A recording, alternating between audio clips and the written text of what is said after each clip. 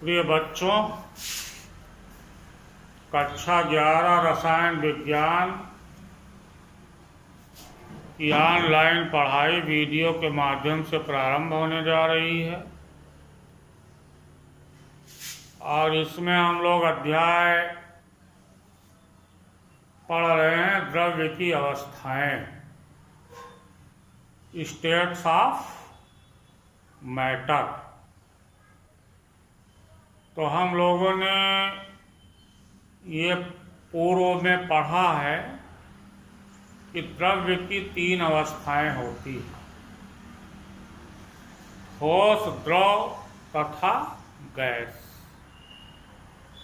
Plasma अवस्था भी होती है, लेकिन उन सब का अध्ययन अभी हम लोगों को बाद में देखना है। पहले इन तीनों के बारे में जानकारी प्राप्त करनी है। तो पूर्व की कक्षाओं में ये बताया गया है कि द्रव्य की वो अवस्था जिसमें आयतन और आकार दोनों निश्चित होता है, ठोस अवस्था या सॉलिड स्टेट कहलाती है। अधिकांश चीजें जो हम लोग देखते हैं प्रकृति में, वो ठोस अवस्था में ही पाई जाती है।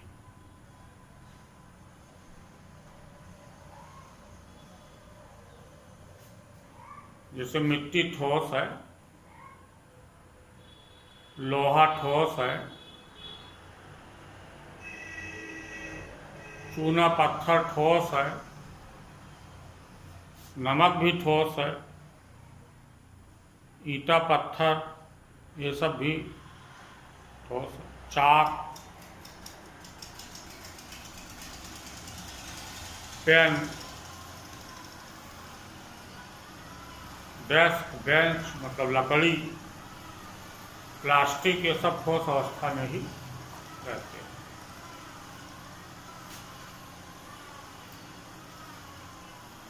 दूसरी अवस्था है द्रव अवस्था। द्रव अवस्था का मुख्य उदाहरण है जल, दूध, शहद, मिट्टी का तेल, ग्लिसरीन, पेट्रोल, डीजल इत्यादि। इनका आयतन निश्चित होता है, लेकिन आकार निश्चित नहीं होता। ये जिस बर्तन में रखी जाती हैं उसी का आकार ग्रहण कर लेती है। जैसे पानी को अगर गिलास में डालिए तो गिलास जैसा हो जाएगा, लोटे में डाल दीजिए तो लोटे जैसा हो जाएगा, भिगोने में डाल दीजिए तो भिगोने जैसा हो जाएगा, मटके में डाल दीजिए तो मटके का आकार ग्रहण कर लेगा।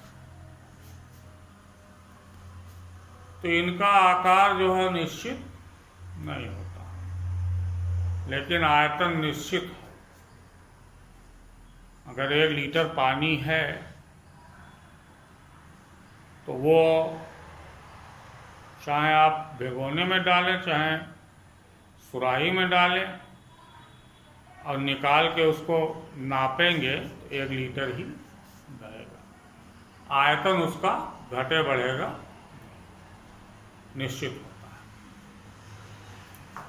है। गैसों का आयतन भी निश्चित नहीं होता है और आकार भी निश्चित नहीं होता है। अब हम लोगों के चारों तरफ पाई जाने वाली गैसें जैसे नाइट्रोजन है, ऑक्सीजन है, कार्बन डाइऑक्साइड है, ये सब गैस है। रंगहीन है इसलिए दिखाई नहीं पड़ती। अब क्लोरीन रंगीन होता है तो वो दिखाई पड़ेगा, या NO2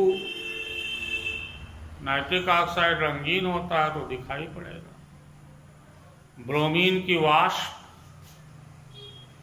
आयोडीन की वाष्प, ये सब कलर्ड होने की वजह से इनको हम देख सकते हैं, लेकिन रंगहीन गैसों को नहीं देख पाते हम लोग। उनका अनुभव करते हैं, सांस लेते हैं, ऑक्सीजन वगैरह, कार्बन डाइऑक्साइड बाहर निकलती है, लेकिन सब रंगहीन गैस है। हाइड्रोजन भी रंगहीन होता है। तो ये सब गैस हैं। गैस के अणु बहुत दूर दूर होते हैं। गैस के अणुओं के बीच की दूरी बहुत अधिक होती है। अंतर आणविक दूरी इनकी ज्यादा होती है और दूर दूर रहते हैं। और अणुओं के बीच लगने वाला जो आकर्षण बल है वो नगण्य होता है। अगर आदर्श गैस है तो शून्य होता है। हालांकि प्रकृति में कोई गैस आदर्श गैस है नहीं, एक काल्पनिक गैस है आदर्श गैस। तो आदर्श गैस में ये माना जाता है कि अणुओं का अपना आयतन, माने गैस के अणुओं का अपना आयतन जिस बर्तन में वो रखी गई है उनकी अपेक्षा शून्य होता है। और अणुओं के बीच लगने वाला आकर्षण बल भी शून्य होता है। हालांकि ये संभव नहीं है, कुछ न कुछ आकर्षण बल रहता है जरूर। और गैसों का अपना आयतन भी होता है, भले ही वो बहुत कम है। मान लीजिए 10 लीटर के पात्र में आपने 1 ग्राम ऑक्सीजन डाल दिया तो वो बहुत कम हो गया, उसकी बर्तन की तुलना में उसका आयतन बहुत कम हो गया। लेकिन कुछ न कुछ आयतन उसका अपना रहेगा, ऐसा नहीं कि शून्य हो जाएगा। और उन अणुओं के बीच में हालांकि आकर्षण बल बहुत कम होता है, नगण्य होता है, लेकिन शून्य नहीं होता। लेकिन जब हम लोग गैसीय समीकरणों का अध्ययन करते हैं, खासकर आदर्श गैस समीकरण जब हम लोग पढ़ेंगे, तो उसमें ये परिकल्पना की जाएगी कि इंटरमॉलिक्यूलर फोर्स शून्य होता है। ऐसा नहीं। अब द्रवों के बारे में बात करते हैं, तो द्रवों में क्या होता है कि द्रव के अणुओं को गति करने की स्वतंत्रता कम होती है। गैस के अणु तो गति करने के लिए अत्यंत स्वतंत्र होते हैं। उनको अगर खुले बर्तन में रख दिया जाए तो वो कहीं भी गति करके बाहर निकल के पता नहीं चलेगा कहाँ कहाँ वो चले गए। उनका कोई वो नहीं, उनको रोकने वाला कोई नहीं, वो गति करते ही रहते हैं। द्रव के अणुओं में ऐसा नहीं होता है। द्रव के अणु अपनी परिसीमा के अंदर, तो मान लो बर्तन में पानी है तो जहां तक पानी भरा है, यानी पेंदी से बर्तन की ऊपरी सतह तक पानी के अणु, H2O के अणु उस बीच में कहीं भी गति करते हुए आ जा सकते हैं, बाउंड्री के अंदर। वो बात अलग है कि कभी कभी उनमें टक्कर होती है तो उसकी ऊर्जा बढ़ जाती है, तो वाष्प के रूप में उस सतह को छोड़ देते हैं। लेकिन वो सतह, बाहरी सीमा जो द्रव की परिसीमा है, उसको छोड़ने से पहले वो द्रव अवस्था में नहीं रह जाते, वाष्प बन जाते हैं। वाष्प भी गैस ही है एक प्रकार का। लेकिन द्रव के अणु अपनी परिसीमा में ही गति करेंगे, वो अपनी बाउंड्री को छोड़ के बाहर नहीं जाएंगे। तो ये द्रव का है। द्रव के अणुओं के बीच की दूरी अपेक्षाकृत गैस के अणुओं की तुलना में कम होती है, लेकिन ये गतिशील रहते हैं, गति करने की आज़ादी रहती है। गति करते समय एक दूसरे से टकराते भी, तो इनके टक्कर से वाष्पन की क्रिया कभी कभी होती है। तीसरा क्या है? सॉलिड, ठोस अवस्था। ठोस अवस्था के अणु एक दूसरे के बहुत पास पास होते हैं, लगभग एक दूसरे से चिपके हुए रहते हैं, यानी अंतर आणविक दूरी, ठोसों में अंतर आणविक दूरी कहिए या अंतर पारमाणविक दूरी कहिए, अणुओं या परमाणुओं के बीच की जो दूरी है वो बहुत कम होती है, लेकिन इनके बीच में आकर्षण बल ज्यादा, एक दूसरे को प्रबलता से आकर्षित करते हैं और गति करने की इनको मतलब केवल इतनी स्वतंत्रता है कि अपने मध्यमान स्थिति के इधर उधर थोड़ा सा सीमित मात्रा में गति कर सकते हैं। तो ये ठोसों के बारे में पूर्व कक्षाओं में आपको बताया जा चुका है, ग्रहों के बारे में बताया जा चुका है, गैसों के बारे में। इतना टाइम मैंने आपका इसलिए लिया कि आपको ये रिमाइंड कराया जा सके, आप समझ जाएं इन तीनों में क्या फर्क होता है ना। अब क्या है,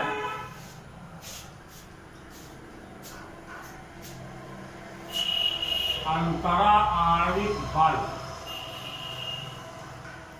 अंतरा आणविक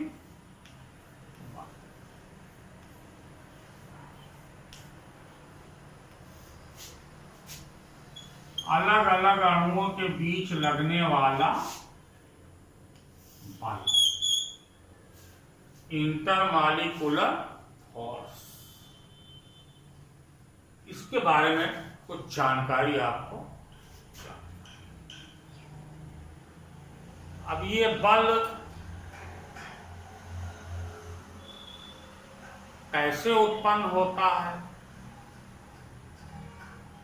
ये थोड़ा हम लोगों को जानने की चीज है। जैसे मान लो कोई ध्रुवीय यौगिक है, नमक NaCl, इसमें कोई प्रॉब्लम नहीं, NaCl है, ये जुड़े हैं, NaCl बना, ये NaCl का एक अणु समझो हो गया, एक इधर आपका है Na प्लस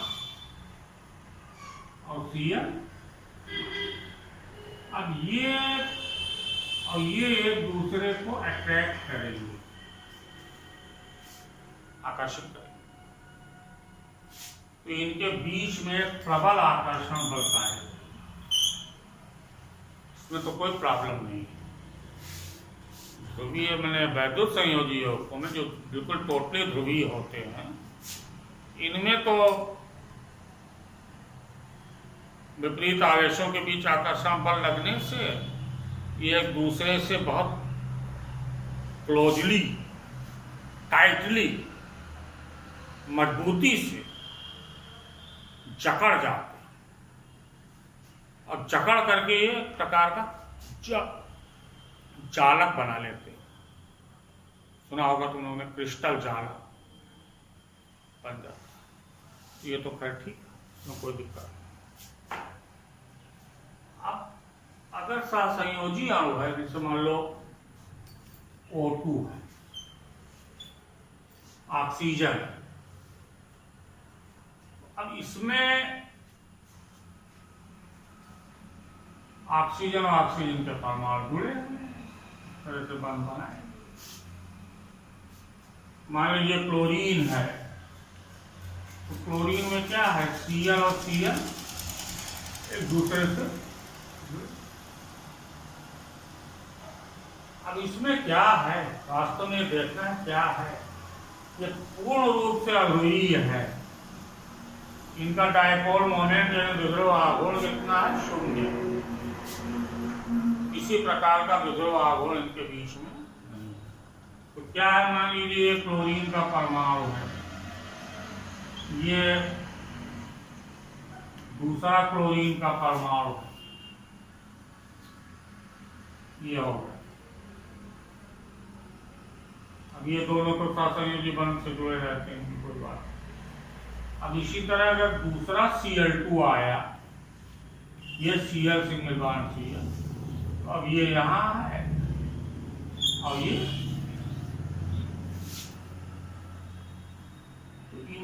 बीच में तो बंध बने हैं, पहले से ऐसा संयोजी बंध बना। अब एक अणु ये है Cl2 और एक अणु है ये। अब इनके बीच में बल लगना, आकर्षण बल होना, थोड़ा बहुत आकर्षण बल तो रहता है। हमने बताया अगर गैस है, क्लोरीन गैस है भी, मान लो इसको ठंडा किया जाए तो द्रव में भी बदल जाएगा, ऐसा नहीं है, सॉलिड में भी बदल जाएगा। वो तो कोई भी द्रव्य है तो वो तीनों अवस्थाओं में रहता है, वो अलग एक विषय है। तो अब इनके बीच में बल कैसे लगेगा, आकर्षण बल, ये विचारणीय प्रश्न। तो इसमें वैज्ञानिकों ने बताया कि अगर सममित प्रकार का हो तो उनके बीच में बल क्या करता है, लंदन बल। कौन बल? लंदन बल। ये सब वान डेर वाल्स बल के अंतर्गत आते हैं। ये क्या है, लंदन बल। इसमें होता क्या है, जैसे यहाँ आपका ये पॉजिटिव चार्ज नाभिक है, यहाँ इलेक्ट्रॉन का मेल है, इलेक्ट्रॉन का क्लाउड, यहाँ भी इलेक्ट्रॉन का क्लाउड है, यहाँ भी इलेक्ट्रॉन का क्लाउड है, यहाँ भी इलेक्ट्रॉन का क्लाउड। अब अगर ये इलेक्ट्रॉन का जो अभ्र है, क्लाउड, मेघ, ये अगर किसी प्रकार से इधर झुक जाए, थोड़ा यहाँ ज्यादा हो जाए, अब इस तरफ थोड़ा सा ये इधर झुक जाए, इस पे थोड़ा सा माइनस आ जाएगा, इस पे थोड़ा सा प्लस आ जाएगा, और थोड़ा सा आएगा। यानी इलेक्ट्रॉन अभ्र का अस्थायी रूप से एक तरफ डाइवर्ट हो जाना, तो उससे थोड़ा थोड़ा सा आंशिक आवेश पैदा हो गया और इनके बीच में एक प्रकार का दुर्बल बल कार्य करने लगता है, अत्यंत दुर्बल बल कार्य करने लगता है।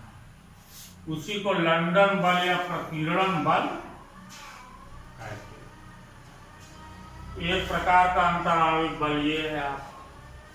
एक होता है द्विध्रुव आकर्षण बल, जिसे मान लो HCl है और HCl है, तो यहाँ H पे थोड़ा प्लस, Cl पे थोड़ा माइनस, इनमें ध्रुवण है, थोड़ा सा है, यहाँ H प्लस, यहाँ Cl माइनस। अब इनके बीच में हल्का बल कार्य करने लगेगा, इस H और इस Cl के बीच में। यानी आप ये कह सकते हैं इस HCl और इस HCl के बीच में एक प्रकार का बल कार्य करने लगेगा, जिसको हम लोग द्विध्रुव आकर्षण बल, ये हो गया। एक होता है द्विध्रुव प्रेरित अंतराणविक बल, तो उसमें एक अणु जो होता है वो थोड़ा ध्रुवीय होता है, एक अध्रुवीय होता है। तो ध्रुवीय वाला अध्रुवीय वाले को प्रेरित करके और उसके अंदर ध्रुव पैदा कर देता है, तो वहां ध्रुवीय द्विध्रुव प्रेरित अंतराणविक आकर्षण बल कार्य करने लगता है। तो इन बलों के बारे में आपको जानना बहुत जरूरी था। अब हम लोग मुख्य रूप से इस अध्याय में पहले गैसों के बारे में पढ़ेंगे, गैसों के संबंधित नियमों के बारे में पढ़ेंगे, जिनका कि अध्ययन कल किया जाएगा। धन्यवाद।